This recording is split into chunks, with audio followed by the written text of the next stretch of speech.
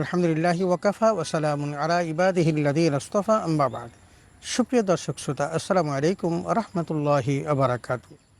সময় সংবাদের নিয়মিত অনুষ্ঠান তাসাউফ থেকে আপনাদের সকলকে জানাচ্ছি আন্তরিক শুভেচ্ছা ও মোবারকবাদ। সুপ্রিয় শ্রোতা, আজ আমরা আলোচনা করব ইসলামে সন্তানের হক আদায়ের অপরিহার্যতা সম্পর্কে। শ্রোতা, আমরা জানি সন্তান পিতামাতার আনন্দের উৎস, সন্তান পিতামাতার গর্ব, অহংকার ও অলংকার। পবিত্র কোরআনে সন্তানকে আল্লাহ তাআলা পার্থিব জগতের শোভা হিসাবে অভিহিত করেছেন। যেমনটি সূরা কাহফের ৪৬ নম্বর আয়াতে আল্লাহ তাআলা বলেন, আল মালু ওয়াল বানুনা যিনাতুল হায়াতিদ দুনিয়া। ধন সম্পদ ও সন্তান সন্ততি পার্থিব জগতের শোভা। শুধু পার্থিব জীবন নয়, পরকালীন জীবনের সন্তান বাবা মাকে সংকটকালে ত্বরান্বিত করবে। যেমনটি রাসূল আকরাম সাল্লাল্লাহু আলাইহি ওয়াসাল্লাম ইরশাদ করেছেন, ইযা মাতাল ইনসানু ইনকাতা আনহু আমালুহু ইল্লা মিন সালাস, ইল্লা মিন সাদাকাতিন জারিয়া আও ইলমুন ইয়ানতাফাউ বিহি আও ওয়ালাদুন সালিহুন ইয়াদউ লাহু। রাসূল সাল্লাল্লাহু আলাইহি ওয়াসাল্লাম বলছেন, মানুষ মরে গেলে তার যাবতীয় আমল বন্ধ হয়ে যায়, তবে তিনটি আমল তখনও জারি থাকে। একটা হলো তার প্রবাহমান দান বা সদকাতুল জারিয়া। ২ নম্বর এমন এলেম যা থেকে মানুষ লাভবান হয়। ৩ নম্বর এমন সন্তান যে তার বাবা মার জন্য দোয়া করে। সহিহ মুসলিম। সুতরাং সন্তানকে যোগ্য সন্তান হিসেবে গড়ে তুলতে হলে ইহকালীন কল্যাণ এবং পরকালীন মুক্তির বাহন হিসেবে তাদেরকে যদি পরিচালিত করতে হয়, তাহলে আমার সন্তানের দায়িত্ব আদায় করা অপরিহার্য, যেটা বাবা মার জন্য আল্লাহ তাআলা নির্ধারণ করে দিয়েছেন। এবং রাসূল আকরাম সাল্লাল্লাহু আলাইহি ওয়াসাল্লাম তার হাদিসের মাধ্যমে জানিয়েছেন যে সন্তানের প্রতি হক আদায়ের যে সকল অপরিহার্যতা রয়েছে, এগুলো যদি বাস্তবায়ন করা যায়, তাহলে সন্তান সত্যিকার অর্থেই আর নয়ন প্রীতিকর সন্তান হিসেবে গড়ে উঠবে। আসুন আমরা আলোচনা করি কীভাবে সন্তানকে লালন পালন করলে এবং কী সকল দায়িত্ব সম্পাদন করলে তাদের হক যথাযথ আদায় হবে এবং তারা একজন সুসন্তান হিসেবে গড়ে উঠবে। ১ নম্বর, শিশুর জন্মের পূর্বে কী দায়িত্ব পালন করা দরকার। ২ নম্বর, সন্তান জন্মদানের উদ্দেশ্যে কী করণীয়। ৩ নম্বর, স্ত্রী তালাকপ্রাপ্ত হলে গর্ভকালীন উত্তম খাদ্য উপকরণ কী অধিকার আছে। ৪ নম্বর, শিশুর ডান কানে আজান ও বাম কানে একামত দেওয়া। ৫ নম্বর, খেজুর দিয়ে তাহারিক করা। ৬ নম্বর, সুন্দর নাম রাখা। ৭ নম্বর, আকিকা করা। ৮ নম্বর, দুধ পান করা। ৯ নম্বর, খাতনা করা। ১০ নম্বর, কোরআন শিক্ষা দেওয়া এবং ১১ নম্বর, সালাতে অভ্যস্ত করা। ১২ নম্বর, শিশুর প্রতি আদর, স্নেহ, ভালোবাসা, ভরণ পোষণের ব্যবস্থা করা। ১৩ নম্বর, ছেলে এবং মেয়ের মধ্যে সুবিচার করা, কোনোরূপ পার্থক্য না করা।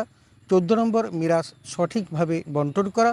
১৫ নম্বর, হযরত লোকমান আলাইহিস সালাতু ওয়াস সালামের ওসিয়তগুলো যথাযথ বাস্তবায়ন করা এবং ১৬ নম্বর, শিষ্টাচার শিক্ষা দেওয়া। আসুন সুপ্রিয় শ্রোতা, আমরা এই বিষয়গুলোর একটু সংক্ষিপ্ত ব্যাখ্যা করি এবং তার মধ্য দিয়ে আমরা সন্তানের হক আদায়ের অপরিহার্যতাকে আমরা আপনাদের সকলের সামনে তুলে ধরি। ১ নম্বর, শিশুর জন্মের পূর্বে যেটা দরকার সেটা হলো শিশু একজন ভালো মা পাওয়ার অধিকার রাখে। এই জন্য বাবা যখন বিয়ে করবেন তথা কেউ যদি বিয়ে করতে চায়, তখন তাকে যেই বিষয়গুলো দেখা দরকার সেটা হলো এই একজন সতী সাধী নারীকে ঘরে তোলা। এবং রাসূল আকরাম সাল্লাল্লাহু আলাইহি ওয়াসাল্লাম বলছেন, দুনিয়া মাতা ও খাইরে মাতাই দুনিয়া আল মারাতু সালিহা। দুনিয়া একটা পণ্য বস্তু এবং সেই পণ্যের মধ্যে সবচেয়ে উত্তম পণ্য হলো সতী সাধী নারী। এবং রাসূল আকরাম সাল্লাল্লাহু আলাইহি ওয়াসাল্লাম বিবাহের ক্ষেত্রেও ৪টি জিনিস দেখার জন্য বলেছেন যে তুনকিহুল মারআতা বিআরবাঈন, যে তোমরা ৪টি বিষয় দেখে বিয়ে করো। লিমালিহা, তার সম্পদ দেখে। লে হাসাবিহা, তার বংশ দেখে। লে জামালিহা, তার সৌন্দর্য দেখে। ওয়ালি দীনিহা, এবং তার ধর্ম দেখে। বলছেন যে ফাস ফরাত জালিকা দিন তারাবাত ইয়াদাক, বলছে যদি তুমি ধর্ম পেয়ে যাও তাহলে তুমি সেখানেই তোমার হাতকে সিক্ত করো, তথা তাকেই তুমি বিয়ে করো। সহিহ মুসলিমে রাসূল আকরাম সাল্লাল্লাহু আলাইহি ওয়াসাল্লাম এই কথাটি বলেছেন।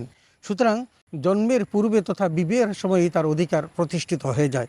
২ নম্বর, সন্তান জন্মকালীন উদ্দেশ্যে তাকে জন্ম দেওয়ার জন্য যখন বাবা মার সম্পৃক্ততা আসবে, মিলন হবে, তখন যেন তার সন্তানের ওয়াসওয়াসা থেকে বাঁচার জন্য একটি দোয়া পড়ে, বিসমিল্লাহ আল্লাহুম্মা জান্নিবিশ শাইতান ওয়া জান্নিবিশ শাইতান ফীমা রাযাকতানা। বলবেন যে আল্লাহর নামে শুরু করছি, হে আল্লাহ তুমি শয়তানের ওয়াসওয়াসা থেকে আমাদেরকে হেফাজত করো এবং আমাদেরকে উত্তম রিজিক দান করো, তথা একটা ভালো সন্তান কামনা করার জন্য আল্লাহর রাসূল শিখিয়ে দিয়েছেন।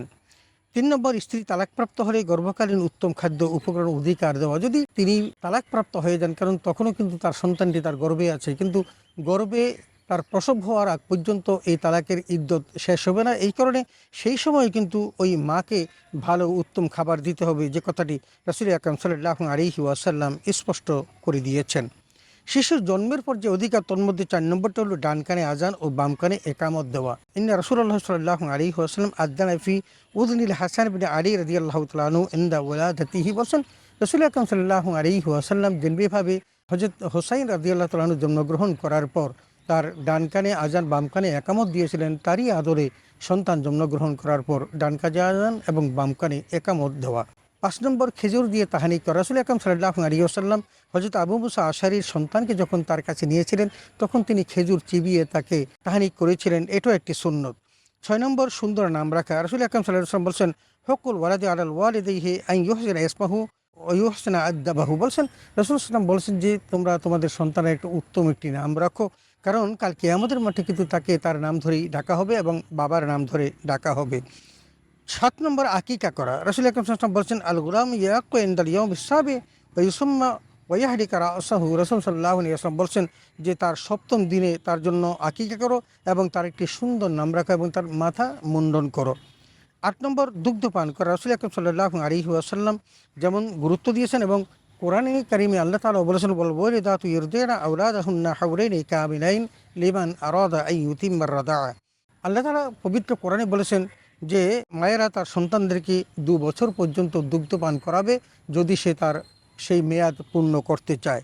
9 নম্বর খাতনা করা, এটাও সুন্নত। রাসূল আকরাম সাল্লাল্লাহু আলাইহি ওয়াসাল্লাম খাতনা করার জন্য বলেছেন যে কয়েকটি কাজ দায়মি সুন্নত হিসেবে পরিগণিত, তার মধ্যে একটি হলো খাতনা করা। 10 নম্বর কোরআনুল কারীম শিক্ষা দেওয়া। রাসূল আকরাম সাল্লাল্লাহু আলাইহি ওয়াসাল্লাম বলেছেন, আল্লিমু আওলাদাকুমুল কোরআন, তোমরা তোমাদের সন্তানদেরকে কোরআন শিক্ষা দাও, কারণ এই কোরআন হলো মানুষের একটি জীবন বিধান এবং কোরআন হলো কনস্টিটিউশন, এটা করতে হবে। এবং 11 নম্বর সালাতে অভ্যস্ত করা। রাসূল আকরাম সাল্লাল্লাহু আলাইহি ওয়াসাল্লাম 7 বছর বয়সে সালাত পড়ার জন্য নির্দেশ দিতে বলেছেন এবং 10 বছর বয়সে তারা নামাজ না পড়লে প্রহার করতে বলেছেন। আর 12 নম্বর হলো শিশুর প্রতি আদর স্নেহ ভালোবাসা পোষণের ব্যবস্থা করা এবং এভাবেই রাসূল বলছেন, মাল্লাম ইয়ারহাম সগীরানা ওয়ালাম ইউআক্কির কাবীরানা ফালাইসা মিন্না।